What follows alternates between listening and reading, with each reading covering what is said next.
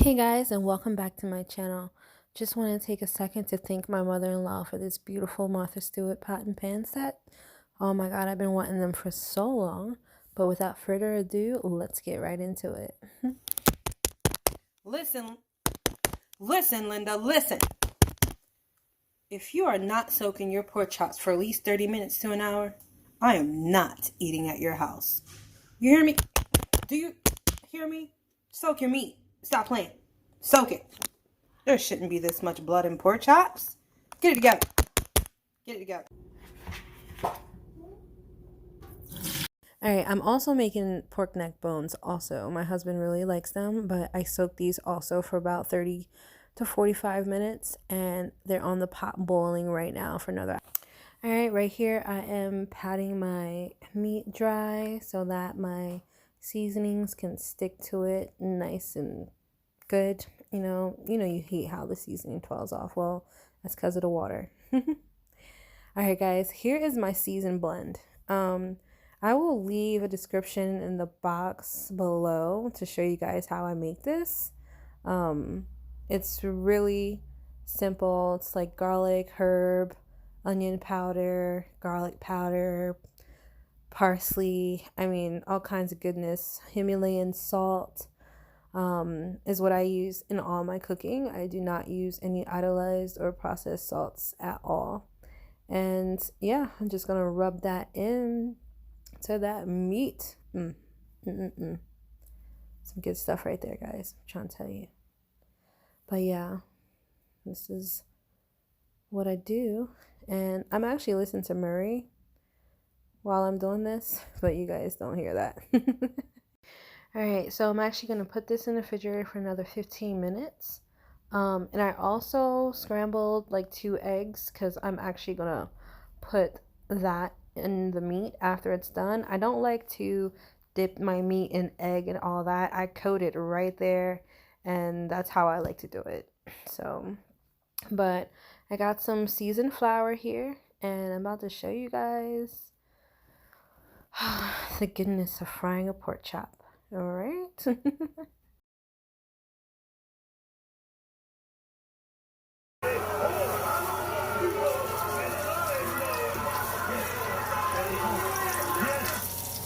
Yes, you are. You're fooling the American public. You ain't nothing but a whore.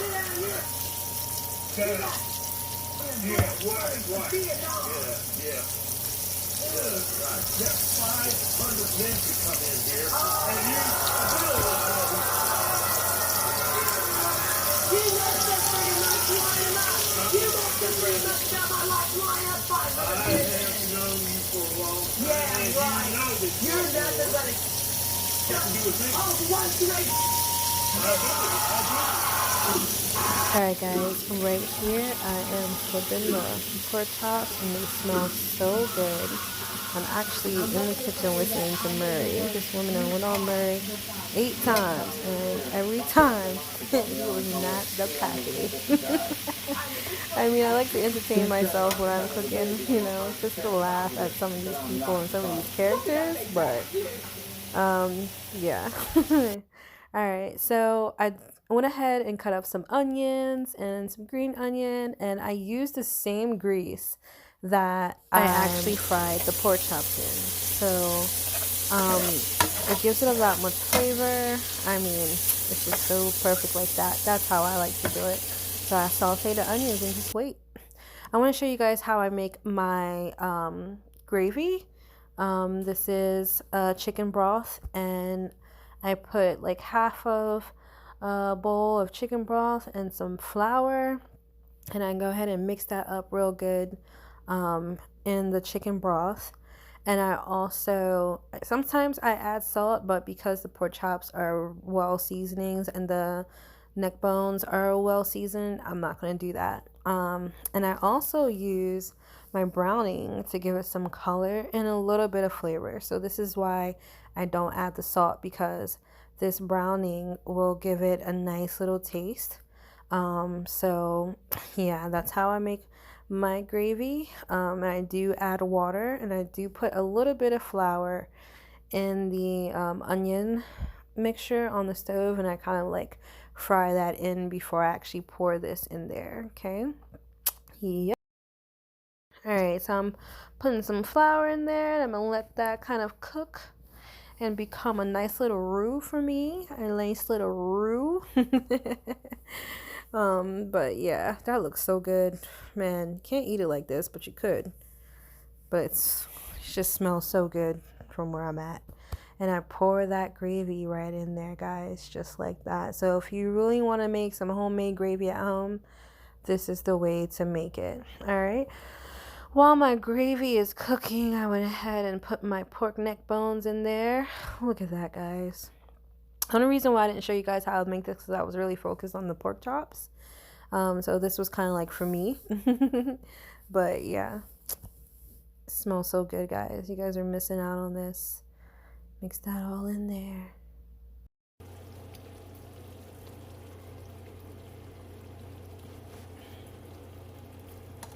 I know you guys like this part. I know you guys are like, man, I want some. Man, that looks so good. I remember the first time I ever tried a smothered pork chop. I actually went to go visit my foster mom, and she was actually cooking it, and it smelled so good. I was like, what you making, girl? She was like, some smothered pork chops. I said, ew, smothered in what? And man, she took me in the kitchen and showed me how to make the gravy. Oh man, I was in love and never looked back since. And I'm telling you, she definitely knew what she was doing in the kitchen. She was down south cook, showed me everything I needed to know about, you know, cooking that good old soul food. Well, here's the finishing product, guys. Can't forget my mashed potatoes. I almost forgot the mashed potatoes to show you guys the mashed potatoes, but I just boiled that in some water, and when it was done, I added some whipping cream and some butter and some garlic powder and Himalayan salt. I did not add salt to my water. I try to stay away from adding a lot of salt to stuff. So now the fun part, plating my food. I think I do this the best. Besides cooking, I really know how to make something look good and tasty. Ugh. Wait till I show you guys this.